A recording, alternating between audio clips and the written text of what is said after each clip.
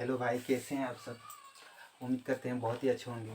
तो मेरे भाई, आज हम पढ़ाने जा रहे हैं क्लास 10th का साइंस। ठीक है, साइंस अपने आप में बहुत ही इम्पोर्टेंट है। तो सबसे पहला चैप्टर से हम स्टार्ट करेंगे। पहला चैप्टर क्या है जी? सबसे पहले रासायनिक अभिक्रिया एवं रासायनिक समीकरण, इनके बारे में हमको जानना है। तो रासायनिक अभिक्रिया के बारे में सबसे पहले जानना है, क्योंकि पूरे केमिस्ट्री में रासायनिक अभिक्रिया घुसा हुआ है। ठीक है, तो रासायनिक अभिक्रिया क्या होता है वो जानना है आपको। तो इसका हम आपको डिफिनेशन लिखाएंगे। डिफिनेशन बोर्ड में लिख दिए हैं पहले से, क्योंकि इससे टाइम का वेस्ट नहीं होगा। तो रासायनिक अभिक्रिया किससे कहते हैं, आपको क्वेश्चन बना के लिखना है कि रासायनिक अभिक्रिया किससे कहते हैं अपना नोट्स में। ठीक है, तो रासायनिक अभिक्रिया किसे कहते हैं, तो उसका डिफिनेशन नीचे दिया हुआ है। जब तत्व आपस में जुड़कर नए यौगिक का निर्माण करते हैं तो ऐसी क्रिया को रासायनिक अभिक्रिया कहा जाता है। ये डिफिनेशन आपको याद कर लेना है कि जब तत्व आपस में जुड़कर नए यौगिक का निर्माण करते हैं तो ऐसी क्रिया को रासायनिक अभिक्रिया कहा जाता है। तो सबसे पहले रासायनिक अभिक्रिया जानने से पहले आपको तत्व के बारे में जानना होगा। तत्व क्या होता है? तो जिस किसी को भी तत्व का नाम याद नहीं है तो वो तत्व का नाम याद कर लें, क्योंकि इससे प्रॉब्लम ही प्रॉब्लम होगा अगर आपको तत्व के बारे में पता नहीं है। तो तत्व किसे कहते हैं? आप पढ़ेंगे hydrogen, helium, lithium, beryllium, boron, carbon, nitrogen, oxygen. कम से कम 20 तत्व का नाम याद कर लीजिए। पूरा साइंस में आपको 20 तत्व से ज़्यादा नहीं पढ़ना है। कहने का मतलब, अगर दिक्कत का सामना नहीं करना है तो आपको 20 तत्व का नाम याद होना ही चाहिए। मेरा कहना ये है। तो ठीक है, तो जैसे कि हाइड्रोजन, हाइड्रोजन एक तत्व है हाइड्रोजन। ठीक है, हाइड्रोजन हाइड्रोजन और मान लीजिए एक तत्व है ऑक्सीजन। तो जो दोनों जब जुड़ जाएगा तो जुड़ के एक नया यौगिक बनाता है। ठीक है, एक नया पदार्थ बनाता है। हाइड्रोजन और ऑक्सीजन के जुड़ने से क्या बनता है? हाइड्रोजन और ऑक्सीजन के जुड़ने से जल बनता है, यानी कि H2O। ठीक है, H2O। तो ये जो बनने वाला नया यौगिक है ये क्या कहलाएगा? जल कहलाएगा। तो ये जल बना कैसे? हाइड्रोजन और ऑक्सीजन के जुड़ने से। तो ये जुड़ना जो है ना, इसी को रासायनिक अभिक्रिया कहा जाता है। उम्मीद करते हैं आपको समझ में आ गया होगा। अब देखिए, समीकरण को जो है ना बैलेंस करना बहुत ज़रूरी है। यहाँ पे 2 हाइड्रोजन आया है, अगर जिसको नहीं आता है इससे आगे कैसे बैलेंस किया जाता है वो भी बताएंगे। संतुलित कैसे किया जाता है समीकरण को। यहाँ पे H2O है, कहने का मतलब यहाँ H2O में 2 हाइड्रोजन आ गया। तो 2 हाइड्रोजन, यहाँ पे एक हाइड्रोजन जुड़ रहा है। तो 2 हाइड्रोजन जोड़ने के लिए यहाँ पे 2 लिखना होगा, आपको 2 करना होगा। ठीक है,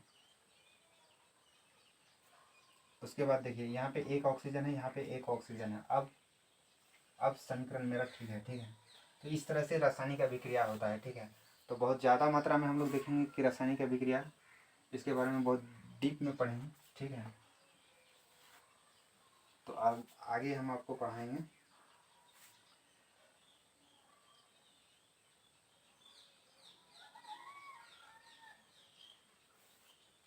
देखिए, सिर्फ जुड़ना ही रासायनिक अभिक्रिया नहीं कहलाता है, किसी भी यौगिक का टूटना भी रासायनिक अभिक्रिया कहलाता है।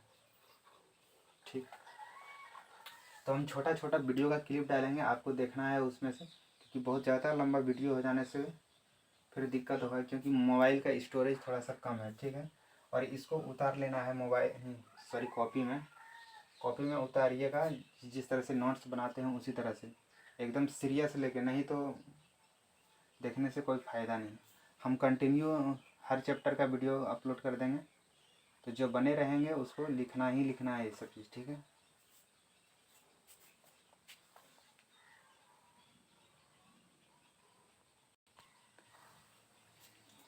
रासायनिक अभिक्रिया का दूसरा भी डिफिनेशन हो सकता है। क्या हो सकता है, आइए उसको भी हम लोग जानते हैं। इस तरह से होता है, इस तरह से हो सकता है।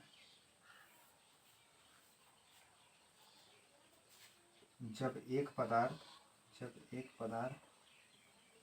ठीक है, जब एक पदार्थ किसी दूसरे पदार्थ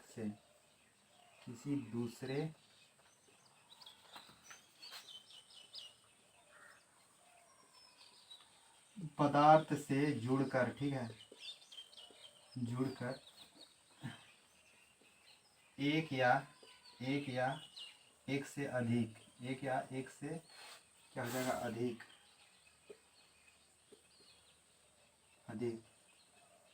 नए पदार्थ का निर्माण करते हैं, नए पदार्थ का निर्माण करते हैं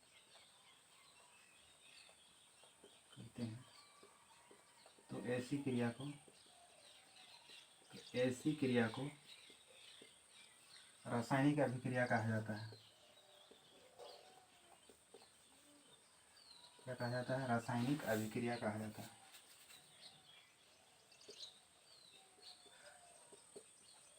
रासायनिक अभिक्रिया कहा जाता है।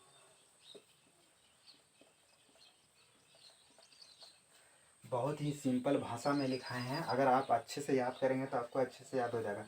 कोई कहीं क्या होता है, इतना हार्ड लैंग्वेज लिखा देता है कि याद करना मुश्किल हो जाता है।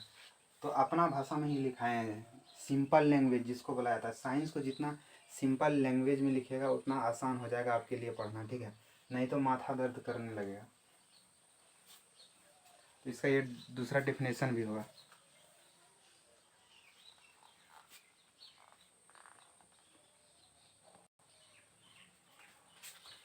तो आज हम लोग जाने रासायनिक अभिक्रिया के बारे में, तो कल हम लोग जानेंगे रासायनिक समीकरण के बारे में, ठीक है?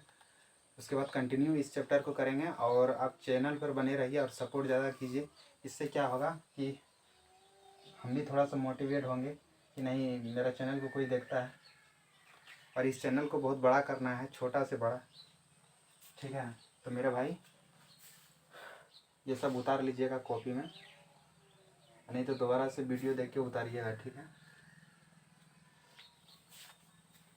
साइंस इस तरह से पढ़ाएंगे ना कि घुस जाएगा आपका दिमाग में।